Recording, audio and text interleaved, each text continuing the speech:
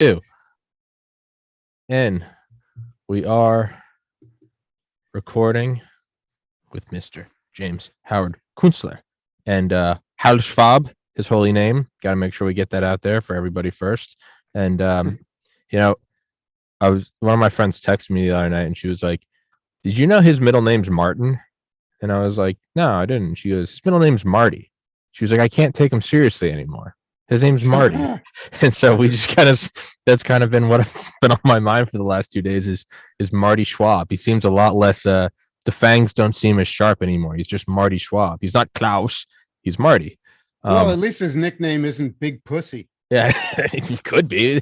But I was thinking, like, he does kind of just look like his head kind of looks like an uncircumcised penis, and it's so that and calling him Marty has actually really cut him down to size, no pun intended. But because we talked about peak, we have the combined maturity of a 5-year-old. But because we got into peak oil last time, and I figured there have been some events like Russia invading Ukraine, I kind of want to pick your brain on that. Everyone on one side, we got Yas Queen because we're no longer importing petroleum from Russia, but on the other hand, we're just going straight to other dictatorships. So I kind of want to pick your brain on that. I haven't seen a more incoherent political discussion, generally from all quarters in as long as I can remember. Absolutely everybody seems to have lost their minds. Regarding Ukraine? Regarding both the Ukraine-Russia struggle and all of the economic ramifications of it. The arguments that I'm hearing are just nuts. Many Americans, including our political leaders, seem to not really know much about how oil is produced, but they don't know much about the economics and the economic history of oil, especially the recent economic history since, say, the 1980s. And the cycles that these things go through, and the quality of the oil reserves that we have, and how the oil situation differs from country to country, both in the quality of their oil reserves, their ability to get it out of the ground, and the long transportation routes that they require to import whatever oil they need to import. And I don't know, it's a complex industry for sure, but it may just unfortunately be another example of this problem that we have with the hyper complexity of contemporary life and the consequent fragility of many of our arrangements. Do you think that then there is a sort of a natural way out of this, and that we look at like life in general, I mean, like organic life, right? And it's depending on your belief, but no one sat down and drew up schematics for it, right? This hyper intelligent, this hyper complex system, the entire biosphere, let alone our own bodies, let alone our individual cells, all arose, I mean, just by these processes that, when looking back after 4 billion years and zooming out, look, it's so complex, but it did just kind of rise. So are we looking at, or right now, are we kind of in like one frame of a movie, and it's very hard to see the complex systems around us? Can you edit that out if I get that? Yeah, I don't care. Yeah, go for it. Yeah. I can't talk to you. Don't call me for 2 hours. The guy is a fucking pest. Can I leave that in? That was hilarious. Yeah. I know people are like, "Hey, I'm doing a podcast." Fuck off. But is there like a natural way out of this? Are we just going to sort of flow out of this? Right now we can't see it because it's super myopic. We're looking at day to day. This is just 1 month of 1 year, and it's how are we going to get out of this, and all the complex systems and oil refineries and ramifications, and Russia's detaching from the internet, and how do we avoid World War III? But is this something more like, are we going to look back in 50 years and go, oh yeah, that was kind of the arising of XYZ? Yeah, well, I think we will look back in a matter of years and see exactly that. Um, However, consider this, we're kind of stuck at two levels of mind fuckery. Okay.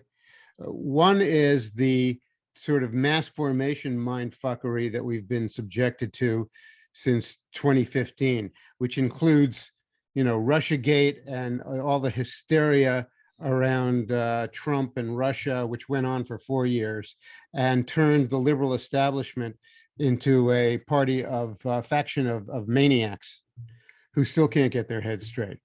But we're also in the fog of war and in the mindfuckery of war propaganda. So, we're dealing with essentially a double mindfuck, and it's very under the circumstances, it's very hard for people to construct a coherent consensus about what is happening in the world, and therefore a coherent plan for what we might do about the predicament we're in.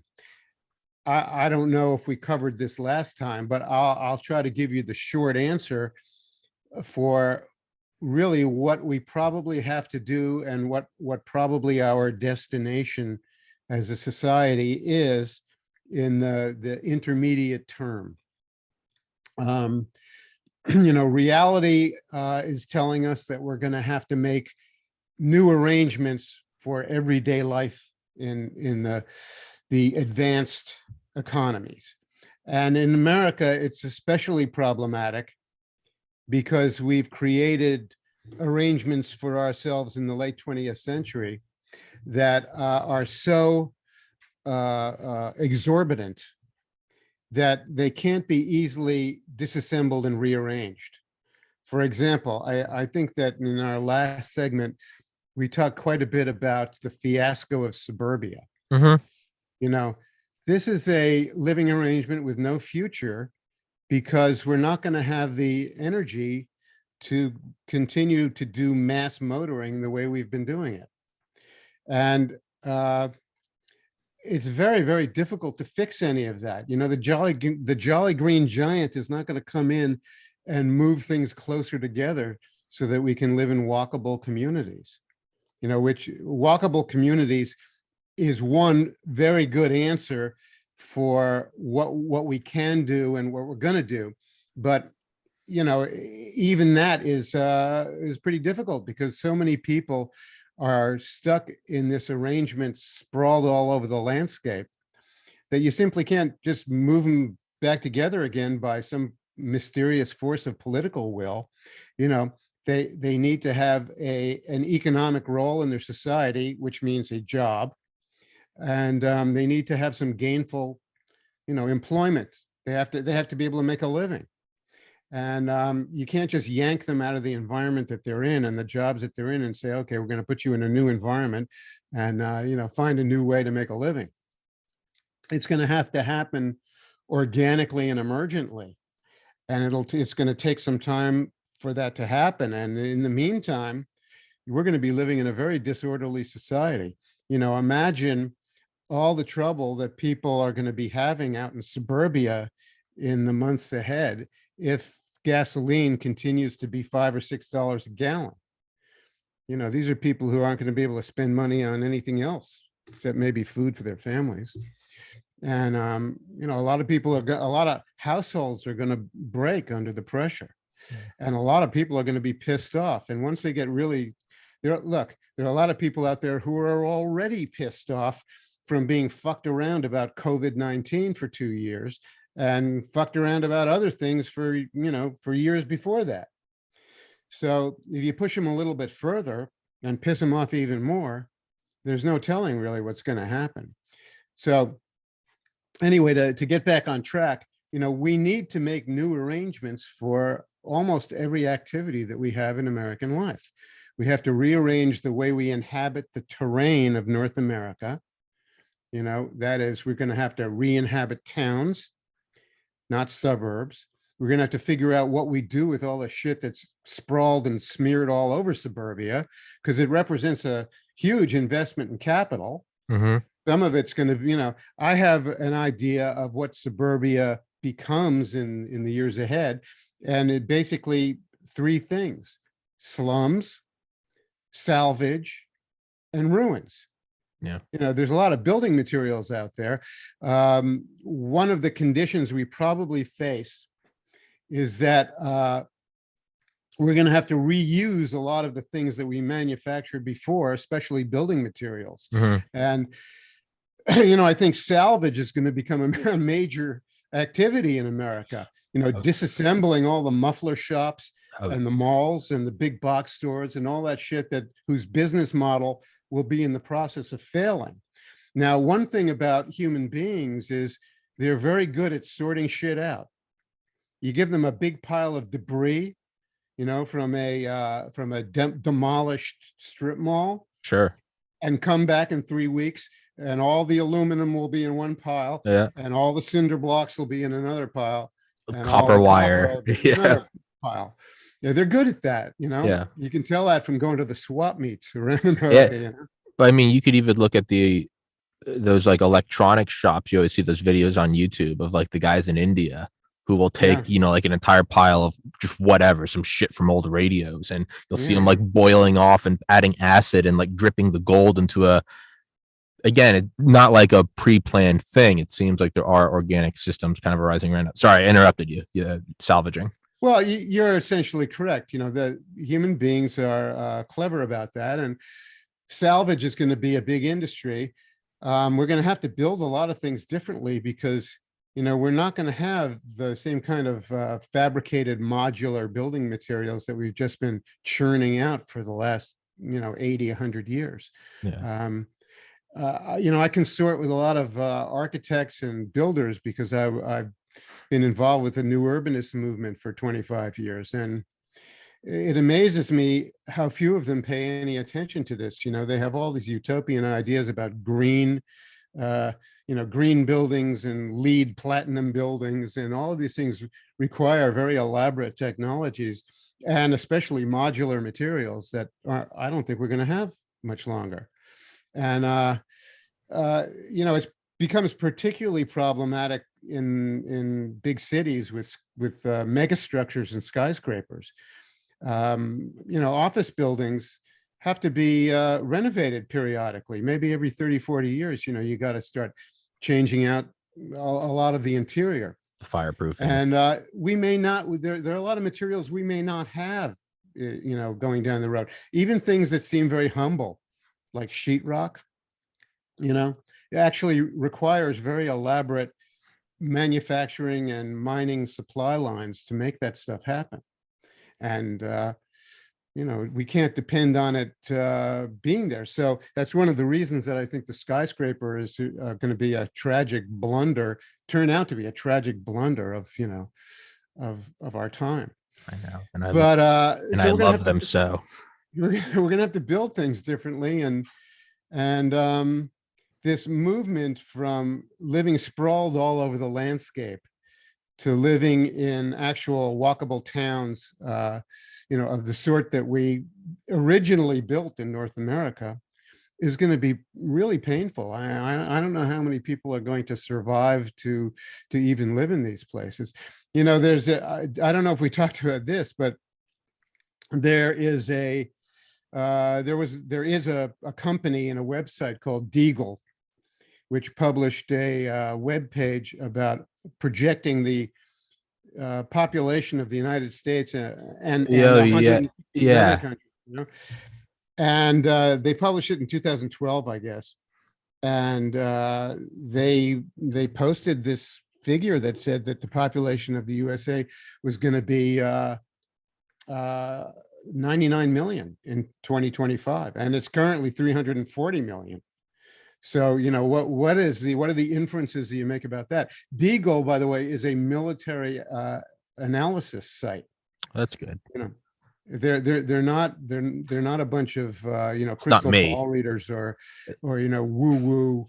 It's not me ranting on my podcast saying it'll be. It's not you ranting. It's not some spiritualist. Or the planets told me new age guru or something like that. Anyway. Yeah, in other words, in short, they're serious people. Yeah, they don't fuck So they around. made that projection that the population would be 99 million in USA. God knows what kind of travails we might go through to get to that hypothetical figure. Yeah. So, all this implies are very, very difficult transitions. We've gotten used to the arrangement of corporate industrial agriculture, when in fact the trend is telling us that we're going to have to do farming differently. We're going to probably going to have to be smaller, going to require more people and more animals maybe, and fewer machines. We're not prepared for any of that.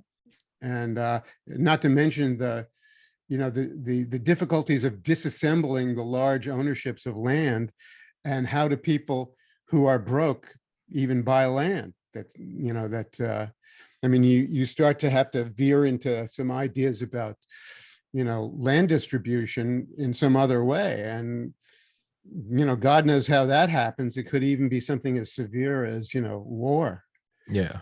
even civil war. So we're facing a very, very dicey time, and it's looking more problematic every day, and especially as this Ukraine Russia thing goes on. The stuff I'm hearing about Ukraine and Russia from people who correspond with me is just nuts. Like what?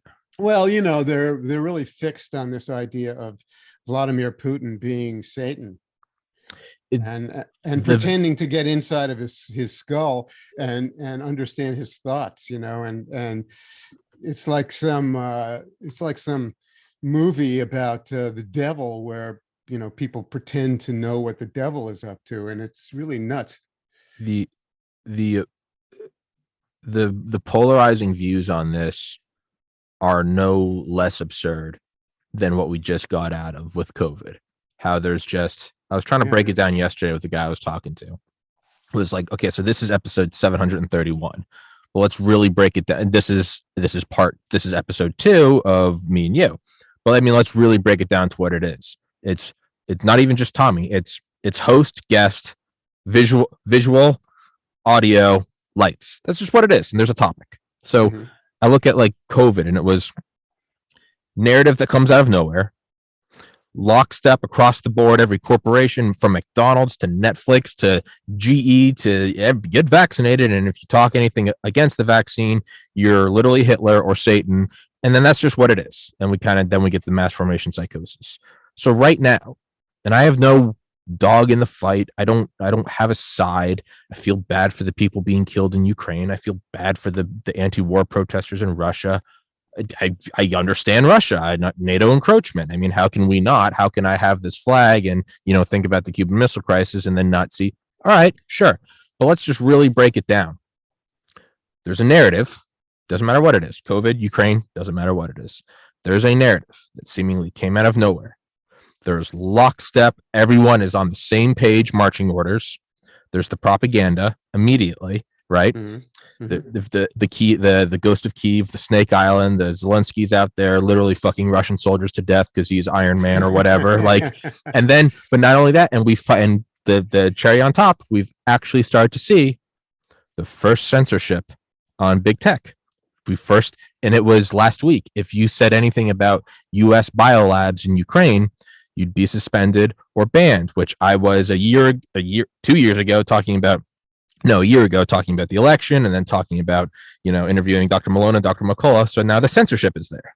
So it doesn't matter what we're censoring, either ivermectin or U.S. biolabs. We now have the marching orders, one side. If you deviate from that side, you're Satan and literally Hitler, and you're siding with the other people. And if you do try to bring it up, fuck you, you'll be deplatformed.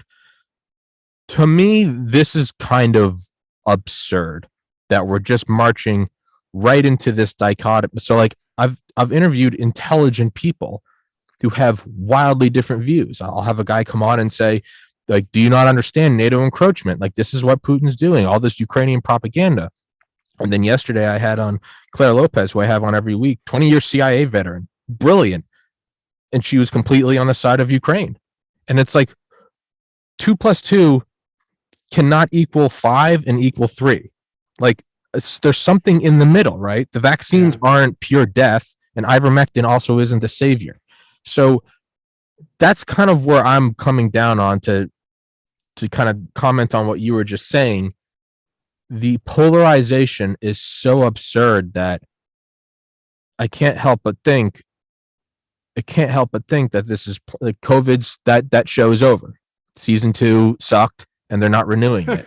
So now they're rolling out the new series, and it's from the makers of COVID. We bring you Ukraine, and it's got characters such as Zelensky and Putin, and it's just like all these guys, and it's sponsored by GE and Swift Banking, and it's like, what's really going on? And I know I just rambled and shoved all that down your throat, but could you go into what you're talking about, the people you're corresponding with? Oh, well, first I got to say, yeah, I think that's a very shrewd analysis of the fact that, we've become such TV zombies that everything in real life now is kind of Has to be, shoehorned yeah. into the format of a Netflix Yes. series Yes. Yeah. in There are order to make it arcs. comprehensible to people. Yeah, there are arcs. There are cliffhangers at the end of shows. Zelensky said he wouldn't leave. Breaking: Zelensky has left, and it's just dun dun dun. It's, oh fuck! Oh shit! What's going on? What I want to know. Russia's shelling a nuclear power plant. Is this what he meant by nuclear power? Like dun dun dun. Tune in next week on. But that's what it is. Sorry. Is Kevin Costner playing Putin? Oh, or they're all in. Oh, it's the same. It's the same fucking washed up guys. They're gonna have a digitally enhanced De Niro and Joe Pesci, and all these fucking people are in there, and it's all gonna. But I can't help but think now. Is this? Let's try to think outside the box. Is it just that we're jumping from crisis to crisis, or have there always been these crises, and have there always been these polarized lines? But we are now seeing it very quickly because of access to information at literal light speed. I think it's more a matter of the internet transmitting this information so quickly that itself is kind of affecting events. There's a kind of analog for that in finance, I think, which is what the Taylor effect, where enough manipulation of I forget exactly how it works, but I think it's enough manipulation of the metrics of the markets ends up affecting the markets. Okay. And so, we're manipulating the metrics of the discussion about events that are happening in the world against the backdrop of a world that has to change pretty drastically because the energy inputs into it are declining so severely that not everybody can run their society the way that they've been used to. I would think at the moment the Europeans are probably in the most peril because they really do not have any fossil fuels of their own except for coal. They've been living very comfortably for the whole period since about 1960s or so, when they finally recovered from the trauma of World War II. And they've been living comfortably also because they arranged their society so they had a lot of they had a big social safety net for people to take 2-month vacations, and to people to retire comfortably, and for people to get free medical care.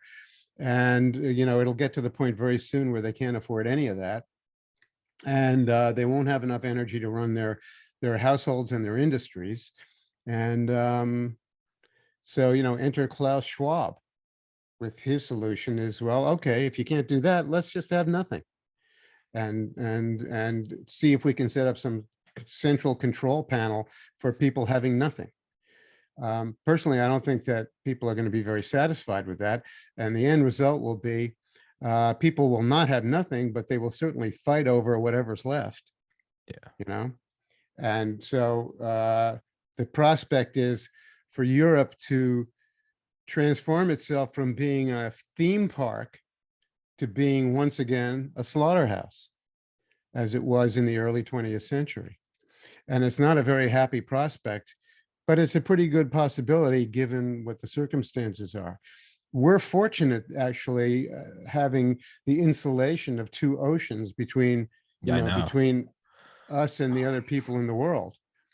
And yet we face a very similar problem, where we've got basically a declining energy supply any way you look at it. And the prospect of a incrementally lower standard of living from year to year. And we just can't deal with it. The prospect of all that, I think, is really what lies behind the mass formation, is the apprehension that we've entered this phase of history that I call the long emergency. And, it's full of complexity because it's all about a complex society decomplexifying and unraveling.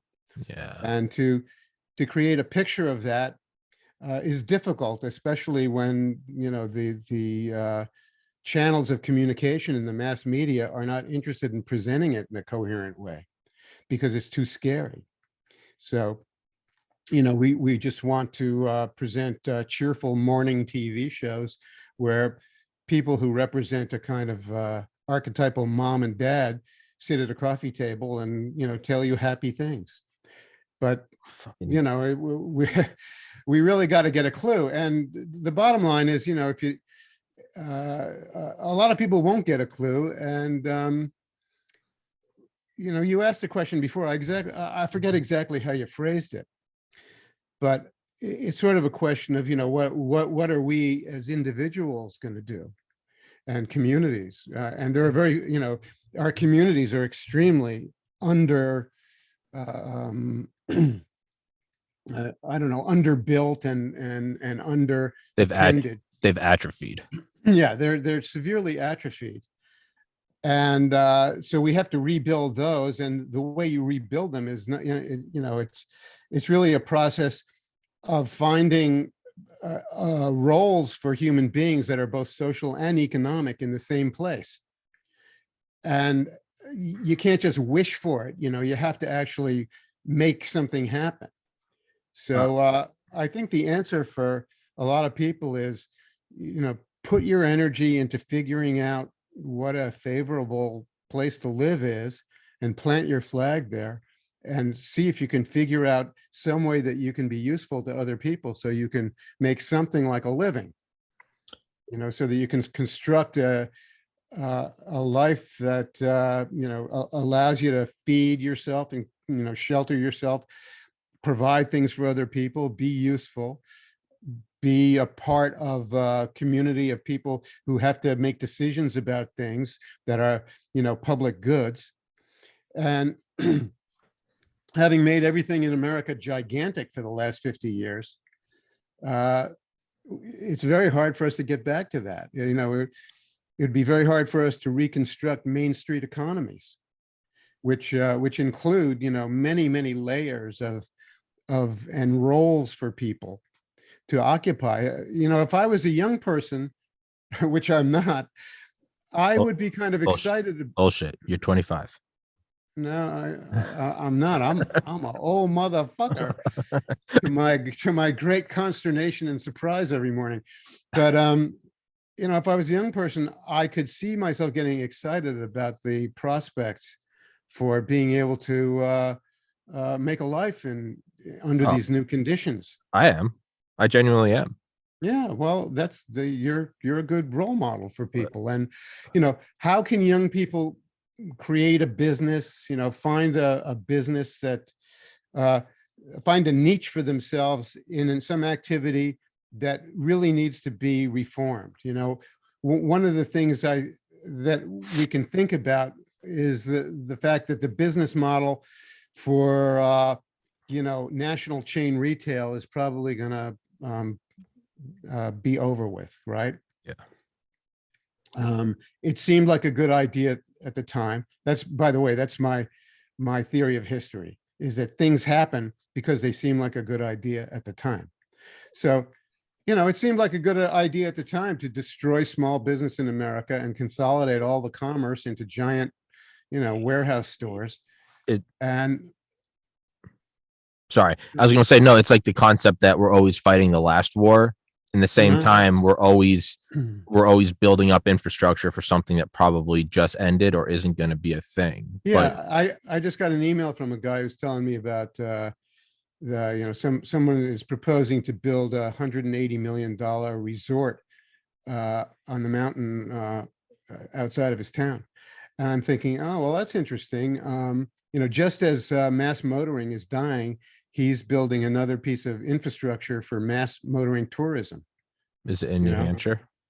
no, it's in West Virginia, All right. as a matter of fact. But I mean, these are that's kind of like fighting the last war. So we've got all these big box stores out there that have been the way that people get shit for the last 30 years or so. Their business model is going to fail.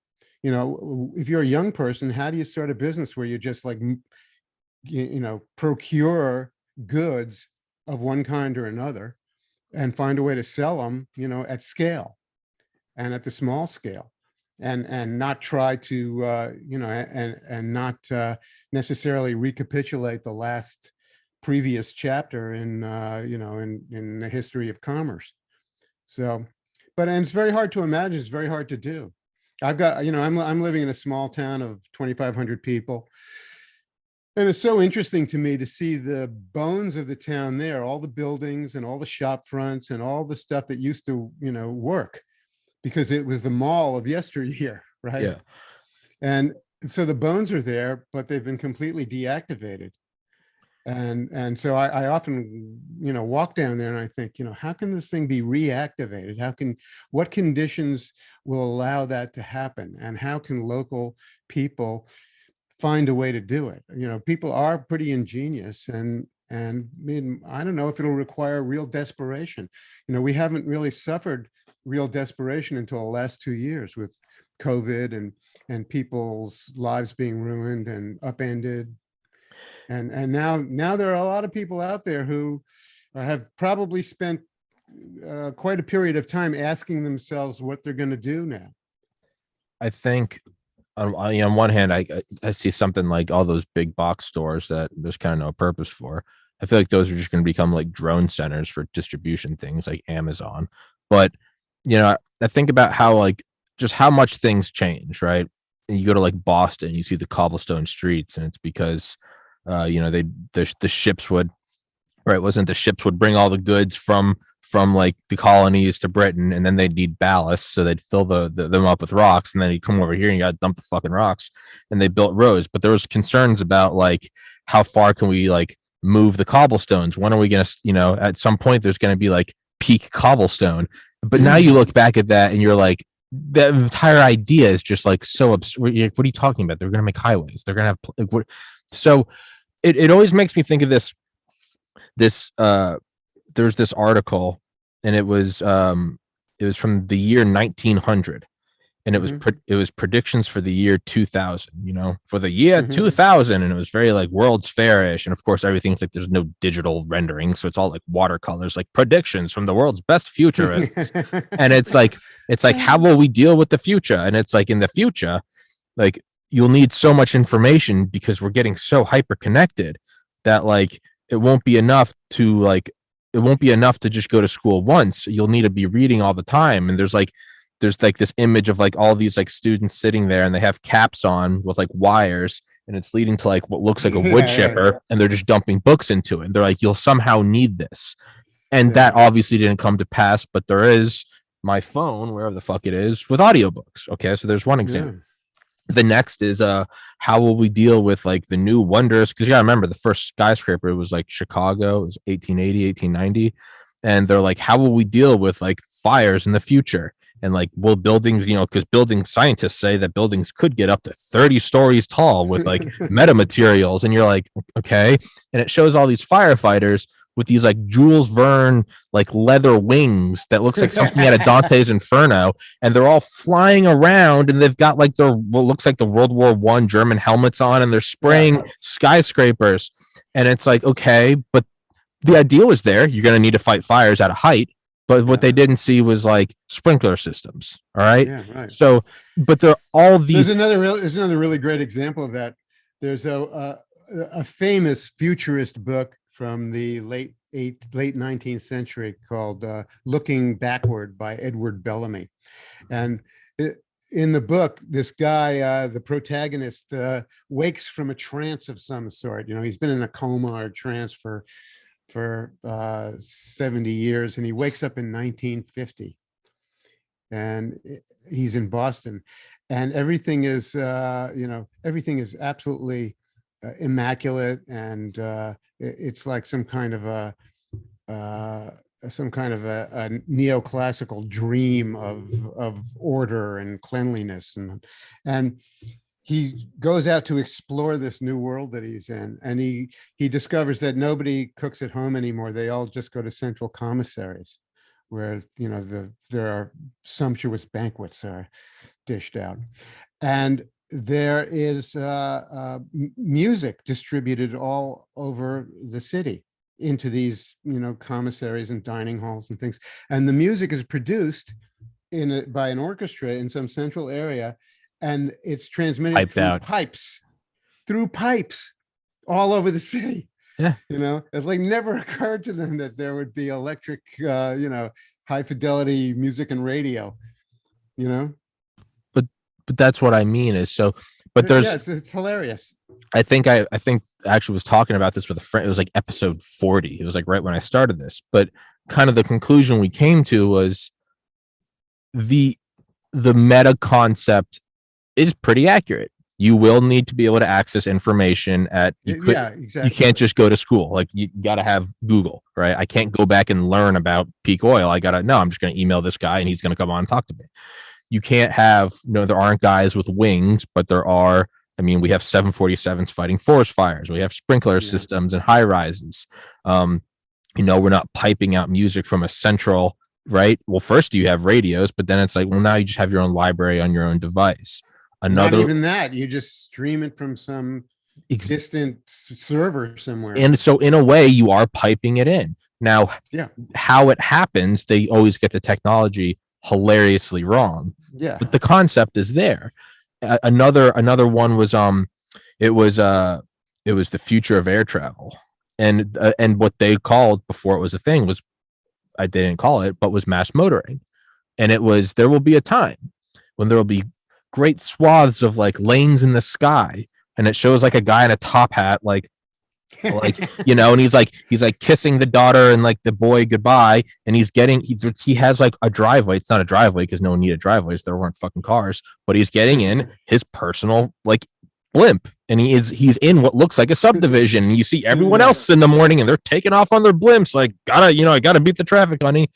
And no, not everyone has a blimp with a Bunsen burner like a jackass, but what they do have is their car. So what I mean is, like, the concept is right, the execution is incorrect. Yeah, Frank Lloyd Wright did something similarly in the 1930s when there wasn't a whole lot of work for architects in the Depression. Yeah. He did a lot of theoretical work. The Mile High Tower. No, this was more like I think it was the Usonian City or something like that. And he did all these renderings or drawings of how we would inhabit the land in the future. And it was a pretty accurate depiction of what, suburbia on, in Long Island or in suburban Chicago would be in 1963. Yeah. But if you look closely at the renderings, the really interesting thing is, like, it's a bird's eye view of 3 square miles. And if you count the cars in the picture, there's only like 17 cars. He totally got that wrong, right? Yeah. But like the whole concept of traffic was like inconceivable to him. Yeah. But the concepts are accurate. So the point of me saying all of this is like, I don't know how it will. They're going to look back at this and they're going to laugh at this the same way we're laughing at watercolors. These jackasses thought there was going to be like salvaging operations of like copper wire. Didn't they know about that XYZ? But if they zoom out and look at the big picture, it'll be like, well, actually, they were right. They were saying, go get all the stuff we're not using anymore and repurpose it. So I guess that's why, and that's not to say that it won't be a horrific process and there won't be death and destruction and depression and famine in the way. I'm not making light of that. I kind of am. I guess I'm not ignoring it. I guess in general, I really don't have any, there's really no part of my mind that thinks that we won't figure it out. I might not be here for it, but we will figure it out. Well, we may figure it out, but the outcome may not be what we think it's going to be. Let me introduce a somewhat parallel idea that we need to incorporate, is that, you know, the last 250 years of technological advancement have really been, you know, has produced this anomalous period of history of comfort and convenience that wasn't like the rest of human history. And, you know, we think of that as normal now, of being able to, you know, heat our homes at the flick of a thermostat Mhm. and, you know, microwave a dinner and do all these things that are really the equivalent of magic. And it's become a normal thing in everyday life. And, you know, we're entering a period of history where the magic is going to ebb. And I think we're going to be tremendously disappointed about that, about how high technology and complex technology turned out to not be a permanent installation in the human condition. You know, we're going to feel gypped. And, but what I think what we'll see instead, in place of that, is something that I would call the re-enchantment of everyday life. And that was something I tried to depict in my World Made by Hand novels. I set up this kind of relationship between two groups in the town that I set the novel in. And in the story, there's a group of evangelicals who come up to this town from Virginia. They've left they've left the South because it's a particularly disorderly corner of the country. And they sojourned in Pennsylvania for a while, but that didn't work out. And now they've moved into the Hudson Valley, where the book is set. And they're kind of a, you know, kind of a bogus cultish kind of uh, uh, group. But and I thought that the leader of the gang was going to be the villain in the novel at first, but it turned out that I admired him quite a bit, because he was a very resilient character, and he became kind of a heroic figure. But I contrasted this group in the novel. This group buys the local high school, moves in their community of about 90 people, and starts converting it into, you know, kind of a kibbutz kind of thing. You know, they turn all the old ball fields into gardens, and you know, they build stables, and they take care of all the things they need to have a, and they're successfully coping with this traumatic change that the country has been through, because the book takes place, these books, for all four of them, take place after an economic collapse. And I contrast that group of people with the townspeople who have always been there. And they're tremendously demoralized and discouraged. And they do feel that they have been let down by the failures of industrial civilization. And, you know, they're basically, as a group, depressed. And the other group is not depressed. You know, they're eager to go forth every day and do what they need to do to, you know, to improve their little world. And I'm not a religious person at all. But I had I took a lot of satisfaction from trying to imagine that group and imagine what they were up to and how they perceived the world. And part of that perception was that life, to some degree, had become re-enchanted for them spiritually, and as the technological trappings of life fell away, life became more and more re-enchanted. Daily life became more and more re-enchanted with a, you know, a spiritual dimension.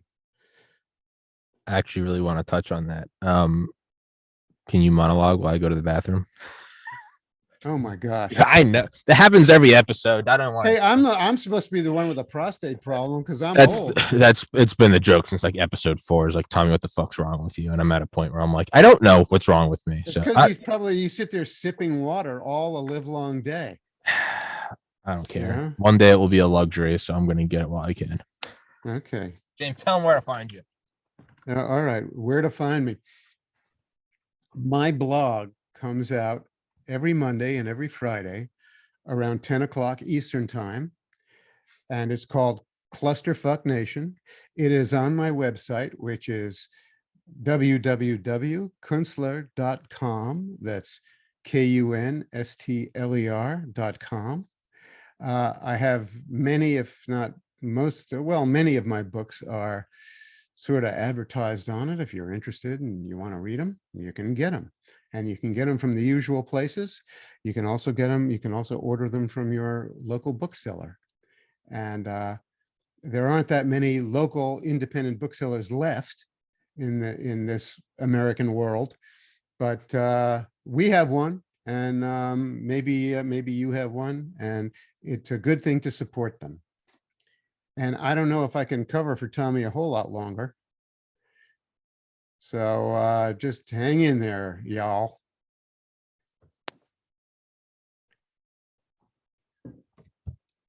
So I hear him knocking around out there. I think he's coming back. banging around, tripping, I'm gonna fall and break my neck. So I'm not gonna say where just because out of privacy, but where a lot of my my family lives in New England. There's like a series of lakes, but you can actually go back and find things where these old cabins and resorts, and it's where the Wolf of Wall Streets of like the 20s actually went to vacation. Yeah. It's you can find all these old telephone poles which were like telegrams because they want to keep an eye on the market. I mean, it's Yeah. remote today in 2022. They were up there in the 20s. We have a very similar thing here in the Adirondack Mountains. You know, I'm not in the Adirondacks, but they're close at hand. Yeah. I'm about 30, 40 miles away from the beginning of it. And I had a girlfriend about 7, 8 years ago whose family had a house on an obscure point in Lake George, which is a very large I've been there. lake. Yeah, I've been there like 100 times. Okay. Anyway, it's sort of across the lake from those that little group of islands where people, you know, drive their boats and party on summer days. Anyway, her family had a house out there that was built around 1890, and it was a magnificent mansion, right? And it had been tricked out from about 1890 to the 1920s with all the state-of-the-art equipment for running a summer house off the grid. They had a generator house with diesel generators. They had, you know, plumbing, and it was all very beautifully thought out and executed. Mhm. They had a windmill for running a bubbler that would keep the water from freezing around the dock and destroying it in the wintertime. Oh shit. So that, you know, you could Yeah, build you could build a major structural dock and not have to take it out Yeah. at the end of the season. All this stuff. And by the time we got there, you know, in the early 2000s, all this stuff was broken, Yeah. didn't work. You know, if you wanted to flush a toilet, you had to make 2 trips with buckets down to the lake, get the water, carry it, you know, Yeah. upstairs, 3 flights of stairs to do that, you know. The generator house was a ruin. The generators had all been removed. There was no more electricity, so, you know, you're walking around with kerosene lamps in places that have all these lighting fixtures. That don't. You Yeah. know? It was a real lesson in like you know, yesterday is tomorrow or something like that, or tomorrow's yesterday. And yeah, you know, to me it was kind of like a vision of where we may be going.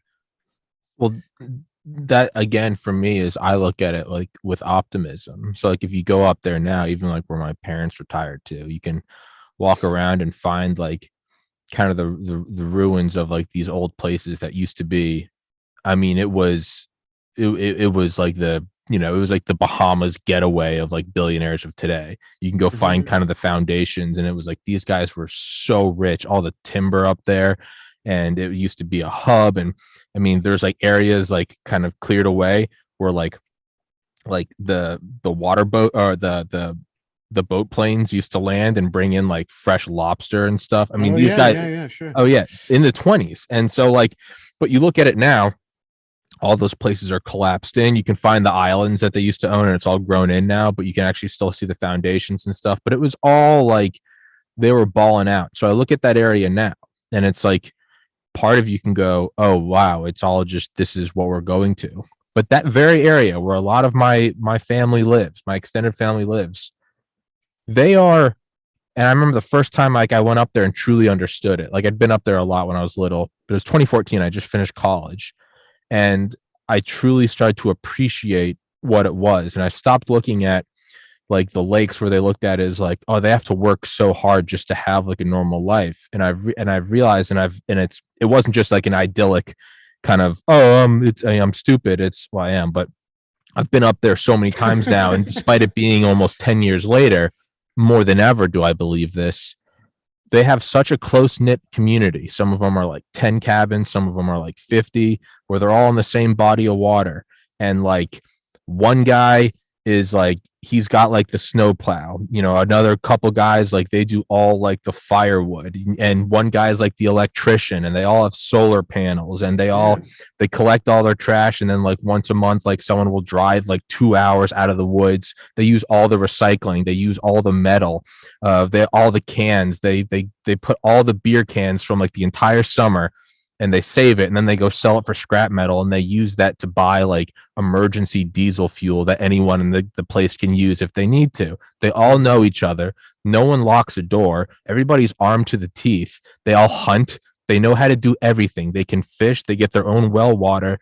And I look at, and you go up there and they still got a big old flat screen in there. They still got their satellite dish that runs on like a little windmill. But you go up there, not only are they genuine, and obviously the grass is always greener on the other side. You go up there for 10 years, you might go, oh no, the city's, I get that. But I mean, you go up there, and despite all of like the flaws of life, they are happier. I went up there, it was like summer 2020, I think. They had COVID was like this like distant thing you see on the news. They're like, oh, is that Yeah. still fucking going on? They're like, oh wow, I bet it was the Chinese, Anyway, and they just go back. They're just living their goddamn life, and they plant their own shit. They cut down all their own wood, and at first it's like, but you got to do all that work. And I now look at it as I'm like, that shit's so fulfilling. My mom and dad, they've been retired for not quite a year. I have never seen them this happy. Maybe it's because they're not raising four shithead kids anymore.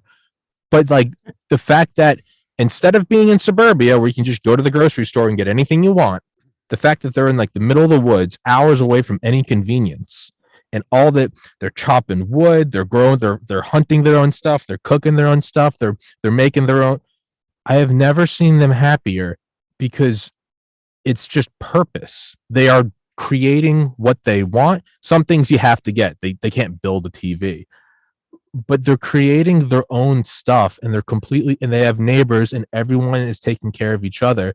And I go, so on one hand, you go back to the 1920s and you go, this is what it's going to become. And they go, oh God, that's an Armageddon scenario. It's all broken down. On the other hand, I'm like, these people are thriving. Like Ukraine is of no mind to them. It is, unless a nuke hits it, they're going to keep living their life. I mean, like America could fall and they would be like, oh, that happened. Well, one thing it seems to me you're describing is that human beings are very resilient at reorganizing daily life. Yes. And we see something similar to that in the history of the Adirondacks near where I am, where the whole economy of the Adirondacks before 1950 or before the Second World War was based on these many large tourist hotels on the many lakes of the Adirondacks. And that's where people would go for like a 3-week vacation or 2-week vacation.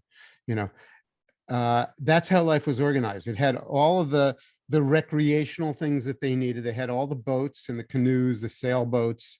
They had guides who would take you out fishing. They had hunting. They went out hunting. They everybody stayed in one hotel, and socialized in that hotel without, electronic stuff, without TVs and stereos and stuff. Like, we're talking about, going back into the early 1900s. And that was one way of organizing American life for leisure in that period of history. And so what amazes me is that all of that stuff is gone. All the infrastructure is gone. The giant wooden hotels are gone. Some of them burned down, some of them were demolished, some of them were, disassembled, but they're all gone. And a new economy took over. And one of the features of that old economy was it took a lot of people to work around there to make shit happen. So, you have a hotel that's doing this thing. You need a lot of employees of different kinds, whole hierarchies of employees. Mhm. And one of the interesting statistics about that period of time is that 10% of the American working people in 1910 were servants of one kind or another. And, it's so interesting to me because now having a servant class seems to be kind of an obscenity in our Yeah. culture. I mean, everybody says, "Oh my God, how could you have that?" That may, yeah. Such an inequitable situation where some people are serve and some people are the served, right? But the interesting thing was that that arrangement of things gave people a place in the world. It gave them something to do. And it gave them, a step to do something else, to step up from that and find some other thing to do. So having eliminated that, we've eliminated a great deal from American life. And my guess is that as we go further into the future, we're going to be living in a more hierarchical society. And it may turn out to be a shock to a lot of people as that occurs, because I basically believe that human beings tend to be hierarchical animals. We are highly social creatures, and we arrange ourselves into levels and hierarchies, and that's really what we're hardwired for. And for the last 50 years, at least since the Second World War, we've been very reluctant to do that. When I was a kid, and I spent 3 of my childhood years in suburbia between the ages of 5 and 8. Absolutely everybody in my subdivision on Long Island had a live-in maid. Yeah. Today, only people in Hollywood have that. Nobody else does really. But one of the interesting consequences of that is that so many people live in these disorderly households. These chaotic households where nothing is ever, picked up or cleaned, and nobody eats dinner together. And it's really amazing how disorganized American life is. And some of the things that would help to organize it are things that have now become taboo. Yeah.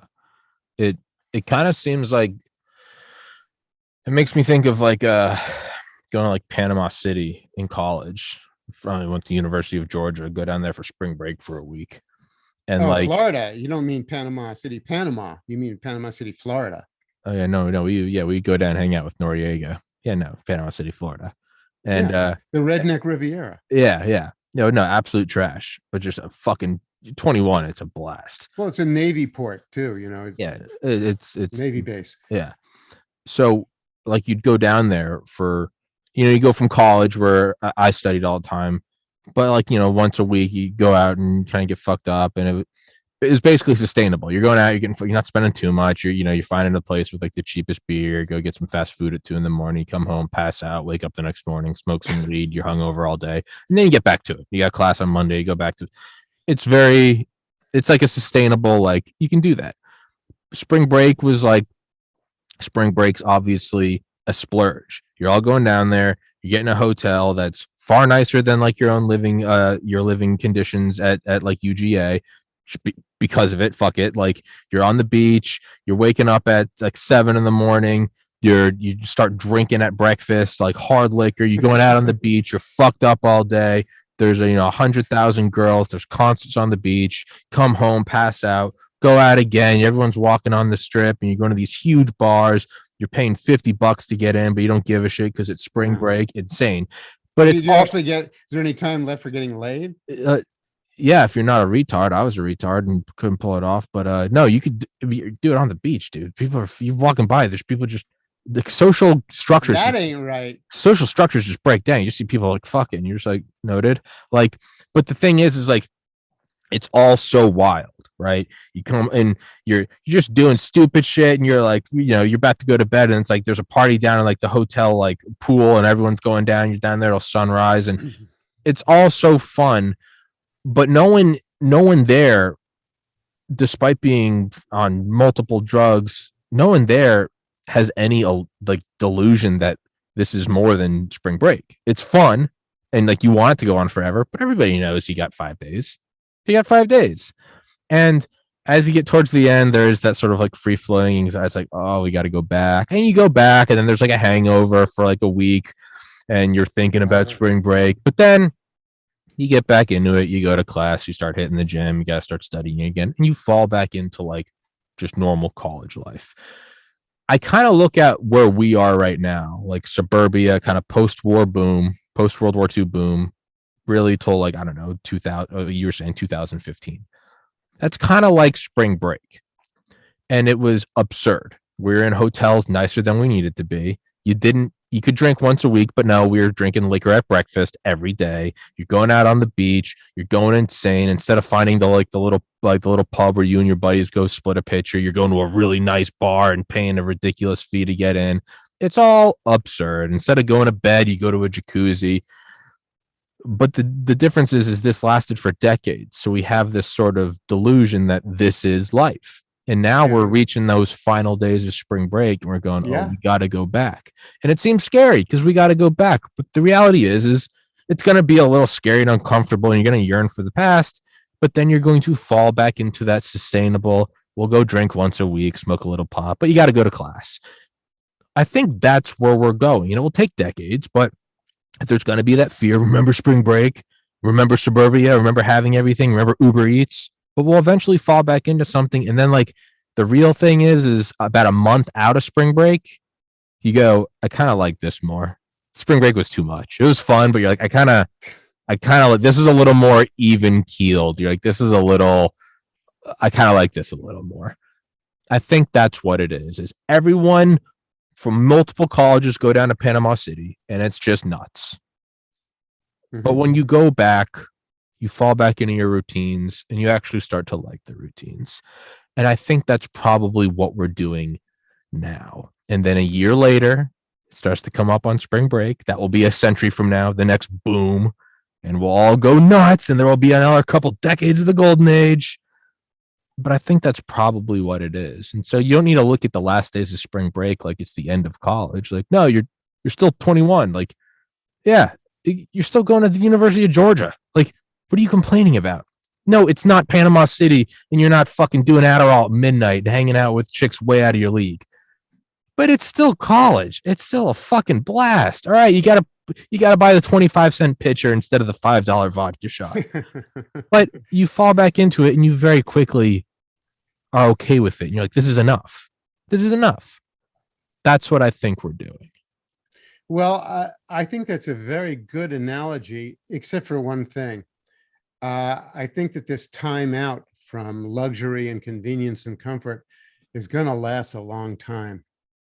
Well, You yeah, know, it's like, when the Roman Empire fell, it didn't come back 64 years later. yeah. You know, Well, there was a good 1400 years of difficulty and darkness and medieval, brutal medieval well, life. let's say 5 days in Panama City is 5 decades from 1950 till 2000. So if a day is a decade, Mhm. yeah, it's a year until spring break again. Yeah, I'm just not convinced that we're going to go back to having the same kind of highly technological society I that don't think it will be us.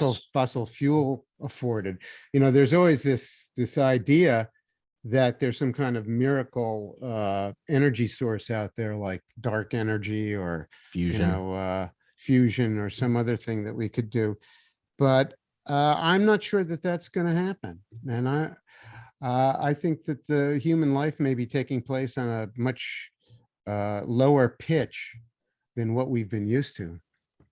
Yeah, it's we're not going to a concert on the beach. We're we're Mhm. playing beer pong in our apartment. That's what I think. And when I We say, may not be playing beer pong. relatively, but you get what I'm saying. Like Yeah. we're not taking we're not doing charter a limo Hummer to take us to some club. Yeah. You're walking to the bar, but you're still going to the bar, Yeah. and you very quickly become adapted to it, and you're okay with it, and then you actually Well, start to that love was comedy. exactly what my World Made by Hand series of novels was trying to depict. Yeah, and when I say go back to spring break, I should have clarified. I don't think it will be the United States. I think it will be the next empire. It'll probably be China, and then that Mhm. will last for a while, Mhm. and that will collapse, and it'll just like the Roman Empire didn't rise again. It went on to the next. Great Britain didn't become great again. It went to the United States, and Spain didn't rise again, and Egypt didn't rise again, and that's what I mean. Is Mhm. it Yeah, that these things do, empires do shift around the world in weird yeah, ways. Uh, we're no exception. if you were a Roman, you never would have imagined that Germany would become the high-tech center of the world in the 19th century. Exactly, It exactly. just seems so improbable. As far as we know, the next empire will be centered in Paraguay But seriously, because they have a lot of water power there. I mean, but genuinely, we have no idea. It might be. I mean, I mean, who knows? It could be like the Yeah. southern tip of Chile could be the new Manhattan Yeah. in 200 years. That could Yeah. be the hub. That's where the Yeah. Yankees are. That's where Times Square is. And right now we're like, the fuck are you talking about? Yeah. The next Napoleon might come out of Iceland. You, That's what I you don't know. mean. That's what I mean. Is it? Very history is a prankster. I think about those like screensavers where it's just the thing bouncing around the screen, and it's the globe. It's just bouncing around. It's the same thing. It's Hmm. that peak society, prosperity, military might, and imperialism. But as the millennia shift and the technology shift, it's still just dink pong. It's just going from takes different shapes. The Great Pyramids, Eiffel Tower. The sun never sets on the British Empire. New York skyline. It's just gonna keep doing that, and I don't know. There's some peace in that. I think. Hmm. Yeah. Yeah. Yeah. Well, you get used to the idea that history exists as a kind of a flux. Yeah. Yeah. And then you can look at it and go, oh shit, but then you look at every empire that fell, and it's like it doesn't fall, and then you're immediately killed. It's a very slow motion thing, and Hmm. humanity goes on. Um, and uh, so I actually still have like 30 minutes left. My next podcast until 4:30. I'm an idiot. I thought it was 4. What if Can we kind of go back to current with Ukraine? What what is on your mind that I haven't necessarily brought up? Because sometimes I guide conversations and I realize that there's a lot I'm not touching on that may be in your mind or is just kind of in your thought processes. What's bouncing around in your head? Well, I've had a lot of correspondence over email with people who are telling me that the Russian operation there is falling apart Okay. and that they're being overcome by the Ukrainian army, which I find to be rather implausible. I mean, I didn't necessarily expect that this would be a cakewalk for the Russians. Um, I'm disinclined to think that they're getting their asses kicked. But they may be having a good deal of trouble. Um, uh, so my hope was that they would wrap this operation up very swiftly and set Ukraine up to be a peaceful backwater, rationally governed in some way, but mainly a place that wouldn't make trouble in the world anymore, the way it has for the last 5-10 years. And I really hope that they can pull that off. It would be good for everybody, including us, if they could just get that place under control, stop the violence, get rid of some of the bad players who are in there, the Ukrainian Nazis, Azov Battalion. and just, set up some government that can function and take care of the place on its own. I don't think that the Russians really want to own Ukraine. I get all these letters from people who say, oh, the Russians want to take it over again. I'm not convinced that that's true at all, because it would be a net liability for them. It would be just like taking on a failed state that they had to pay for and, coddle and uh, I also hear all these complaints that the Russians want to take over Scandinavia and the Baltic nations. And I think, they certainly don't want, I would be very doubtful that they'd want to take over Latvia, Lithuania, and Estonia. They'd only have to, first of all, the people there hate them. They resent the 75 years that they spent under Soviet domination in the first place, Russian domination. And I doubt they want to go through that again. And I don't know what's in it for them besides, obtaining a few ports. So I hear all this chatter about, the ambitions of the Russians, and I just don't see it. I just see them having a pretty limited objective of removing this problem in Ukraine and just having it be a peaceful place that they don't have to worry about. They don't have to worry about the West stationing, putting missile bases there. And I don't know what's so complicated about that people can't understand, especially, the motives of the Russian government in doing that. But instead, everybody's just busy demonizing Putin because, they need something to replace COVID-19 in their demonology, and COVID-19 replaced Donald Trump in their demonology.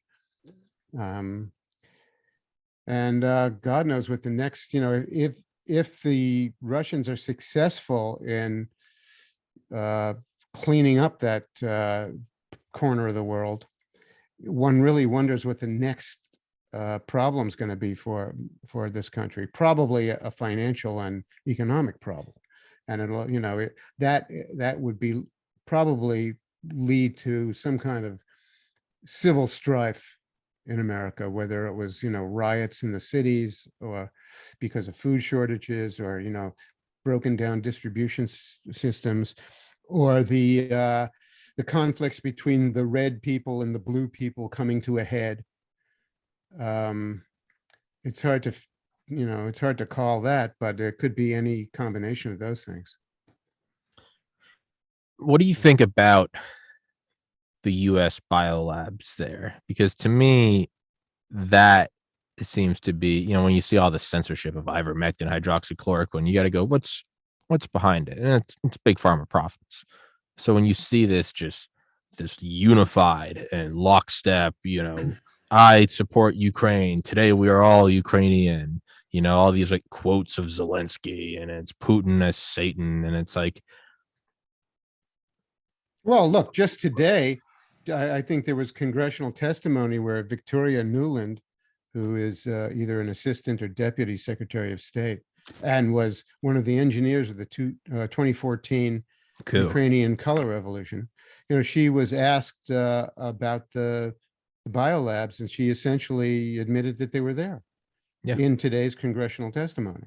So, it seems to be resolving that it's a fact that there were biolabs there, that some of them were close to the Russian border, and that they had a good deal to worry about, bioweapons being deployed against them. So it seems to me that US media has been playing that down and trying to put across the idea that it was imaginary, but it probably wasn't an imaginary. It's probably for real. And, it was another thing that prompted them to go in and clean the place up. Yeah, to me that They also, I'm sorry to interrupt, but, they also may have had intelligence. I mean, after all, Ukraine is in a way, a very Russian kind of place. And God knows what kind of intelligence penetration the Russians have of Ukrainian life, official and otherwise. And, they may have been well informed about what was going on in those labs.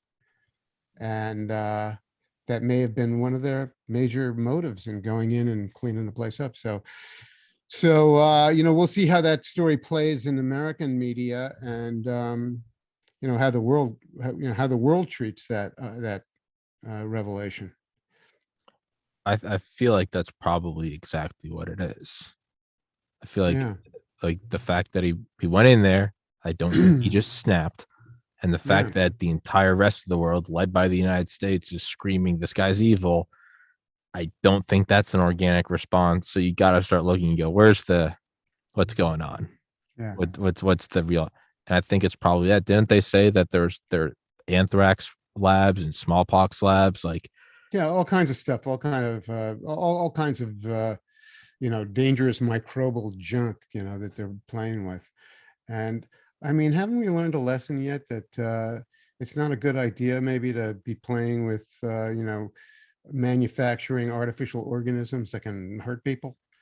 well, Uh, I think that's what it might start to unravel. yeah, and I think that a number of things are unraveling. In fact, I would call the next month going forward, the great unraveling, because I think that a lot of things are going to be unraveling. Already, we can see very big elements of the COVID-19 story unraveling, Just done. just just falling apart. I mean, we know that the CDC has been lying about the statistics.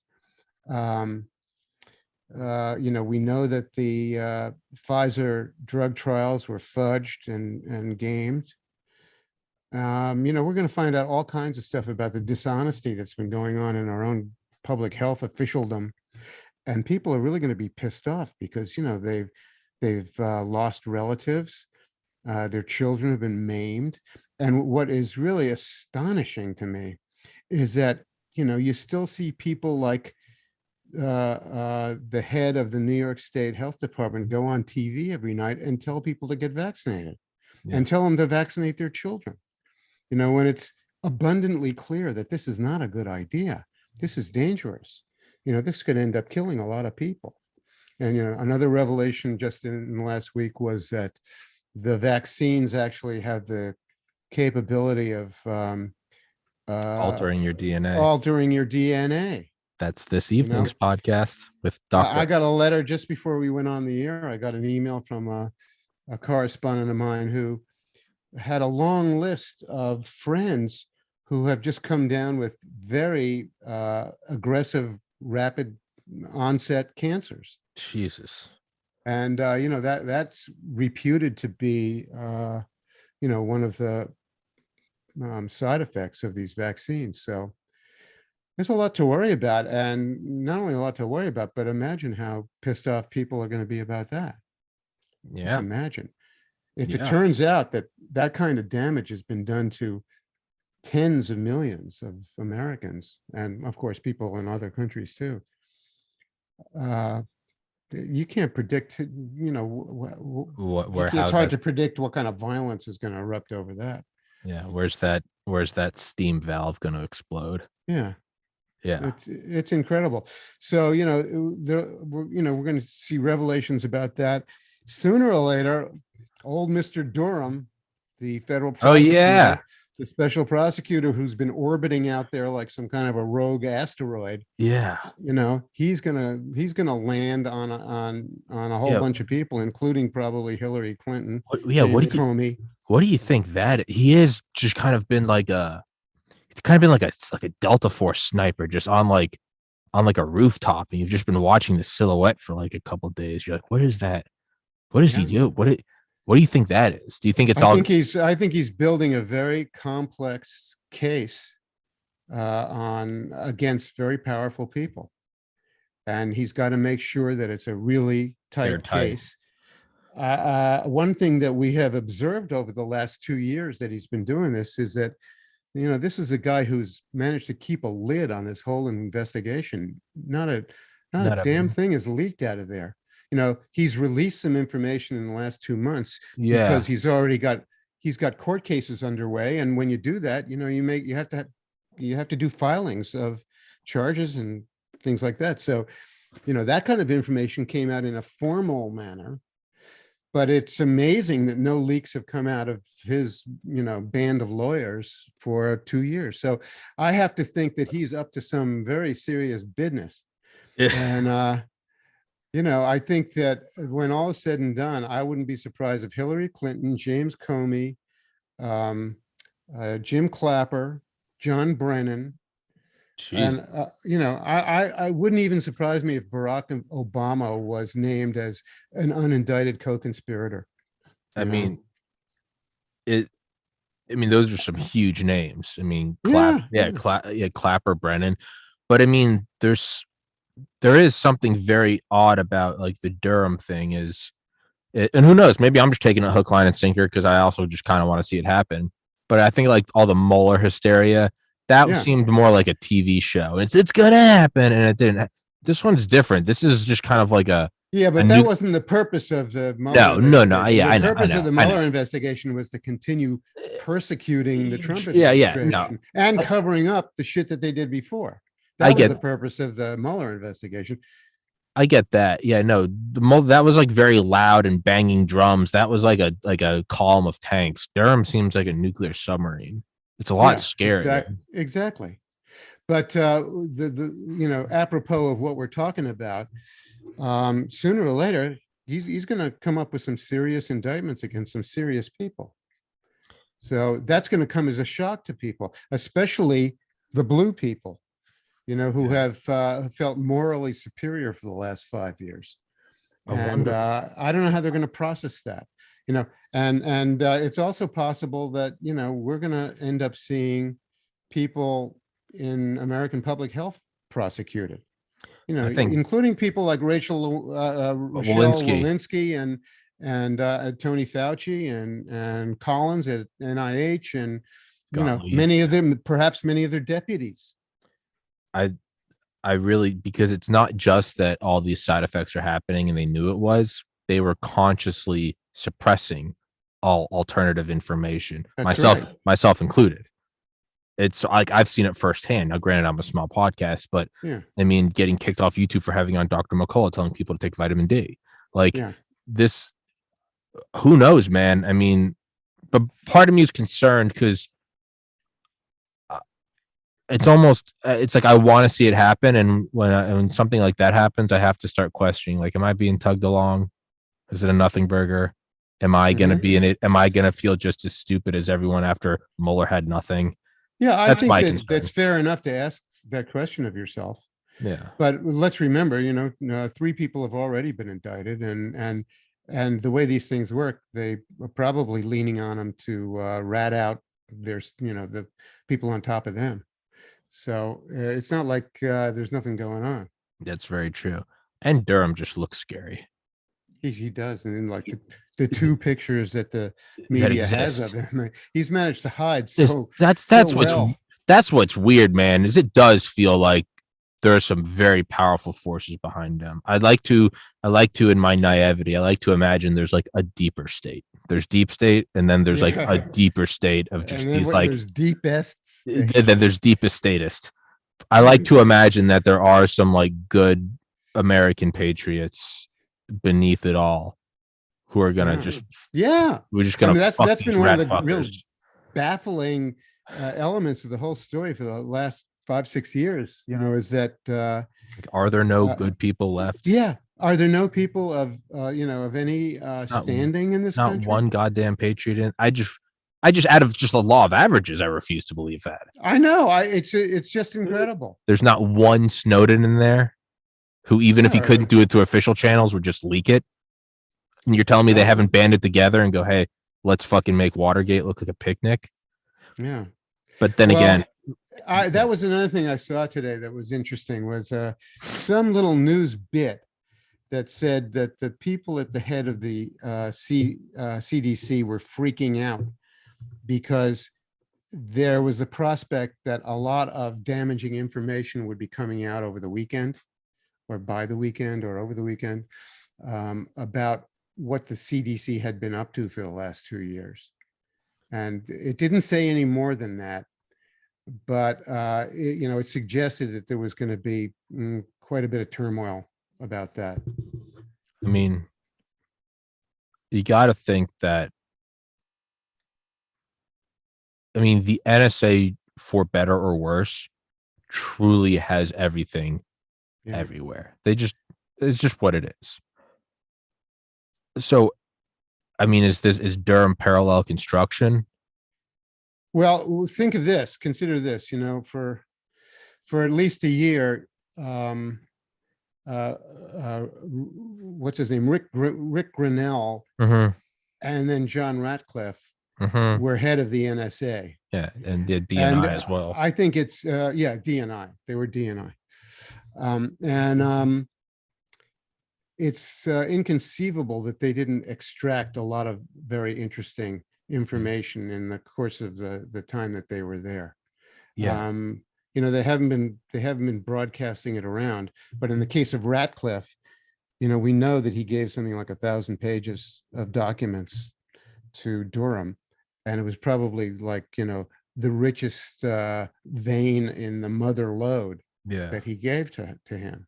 yeah. I So, mean, I mean, and Grinnell hasn't been shooting his mouth off about anything, but he must know an awful lot too. God, I just want to see it. I just want to see. Well, I think we need it. We need that. We That's have kind to, of or the fucking country's done. the Russia Gate was kind of the original sin of all the trouble that we've brought down on ourselves in the last 5 years, because what it did was that it really started the process of destroying people's faith in American institutions. Mm-hmm.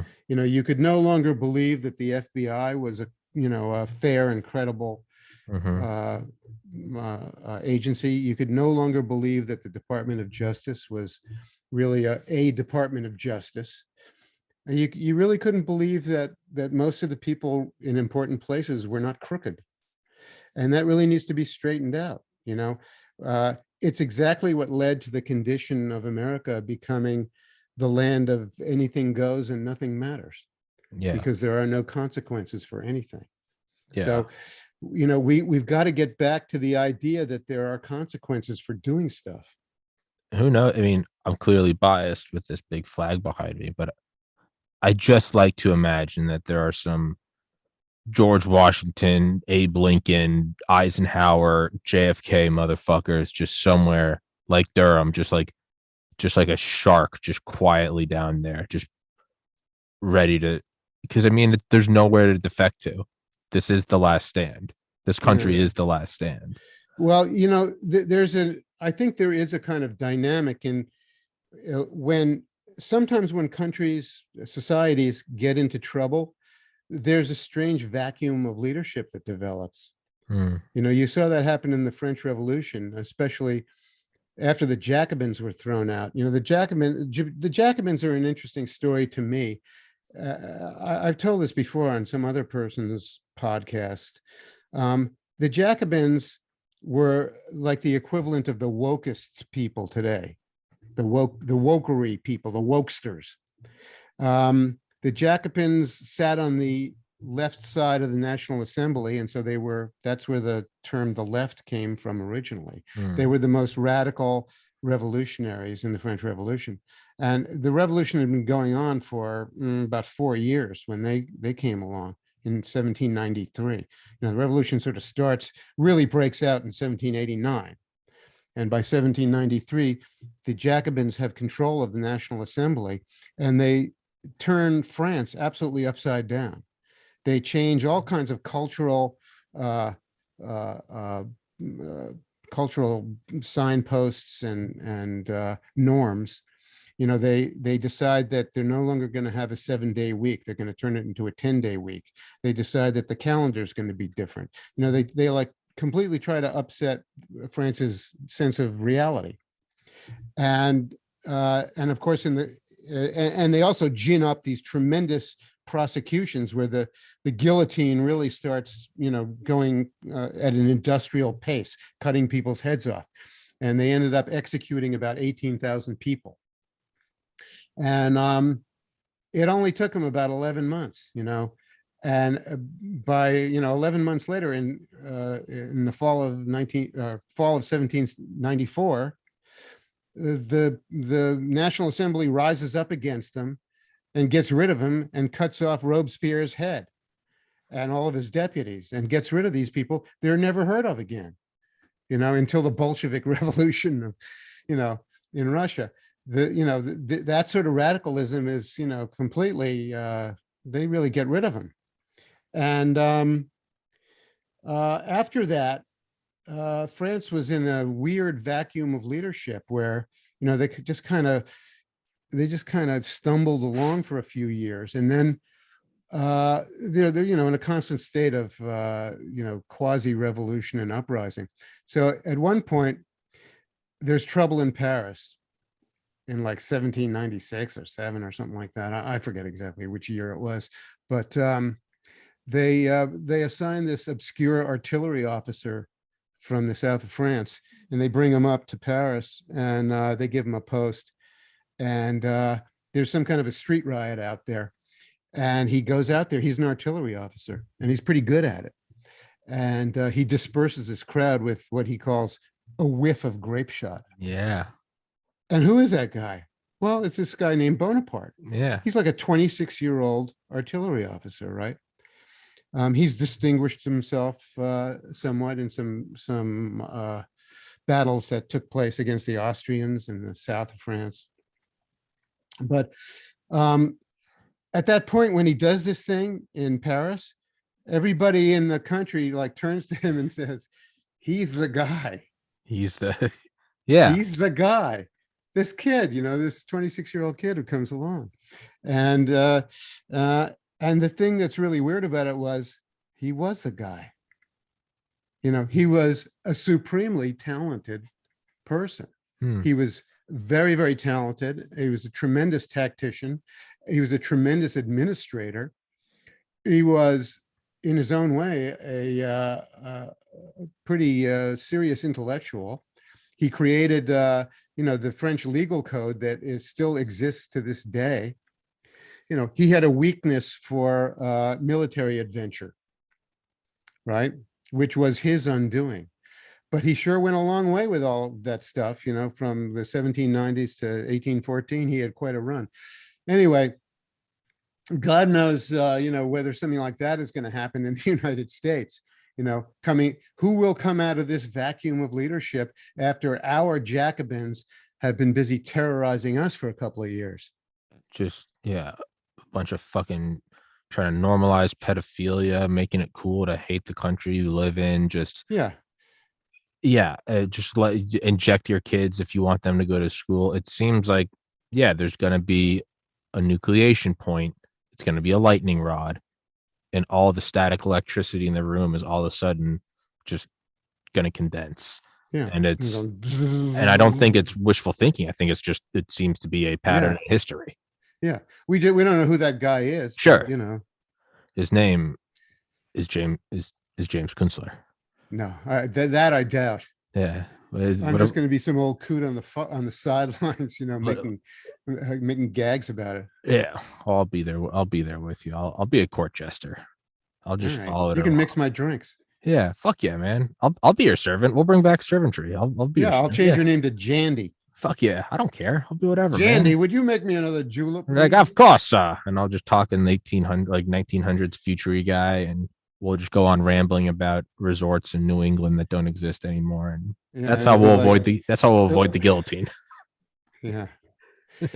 Well, fuck yeah, man. Let's wrap this one up. Okay. Thanks so much again, man. You're a very cool fucking guy. I like talking. It's a pleasure talking to you, Tommy. Yeah, you said earlier, you're like, I don't know what we're going to talk about for an hour. We talked about a lot last week. I never know what the fuck we're going to talk about. We started with Ukraine, and we ended up with Napoleon. So, I mean, you just gotta let it ride. It's beautiful. Thank you so much, man. I will send you this one. It'll be up. It should be up relatively quickly. As always, I put all the links to all of your stuff in the description. Everybody can follow them. Check out Clusterfuck Nation. And actually, the episode we did before this, I think broke 20,000 views. And that is one of 5 videos I have that have broken 20,000 out of 730 episodes. So I thought that was kind of fucking cool. Yeah. I feel like Popeye the Sailor Man. Yeah, you're a celebrity. I'm not kissing your ass. You can go look at the videos. I think there's five. There's five. Where's that are my broken gift 20. bag? You will get an award if you I will don't get want an an award. award. I want a gift bag with a really nice Swiss watch in it. All right, I'll get you a Swiss watch if that's what you just ask for the Swiss watch. Fuck this. Fuck the formalities. Just be like, listen up, bitch. Give me a Swiss watch. And some cologne. If you if one of your episodes breaks 100,000 views, I get a gift bag. I'll buy a fucking Swiss. Wednesday, March 9th, 2022, 4:23 p.m. Eastern time. If an episode with you ever breaks 100,000 views, even if some point in the future I'm averaging 100,000 views and by default you get that, I'll buy you a Swiss watch. I will not make any guarantees on the price of it, Yeah, right. but it will technically be a Swiss watch. It'll be a Dolex. Hey, let's not get greedy here. I want a Lamborghini. Okay, well, all right. So If you break 100 million views, I'll get you a Lamborghini because by then I want to keep on happy motoring. yeah, well, I'll 100,000 views. I will get you a Swiss watch, and All right. I will find a way to make it happen. I hope I have to because that would mean the podcast is succeeding. But yeah, man, thank you so much. God bless everybody. Stay safe out there. Don't let too much negativity get to you. For the most part, everything's still pretty fucking great. And yeah, enjoy it. I don't know. Be a good person. Fuck if I know.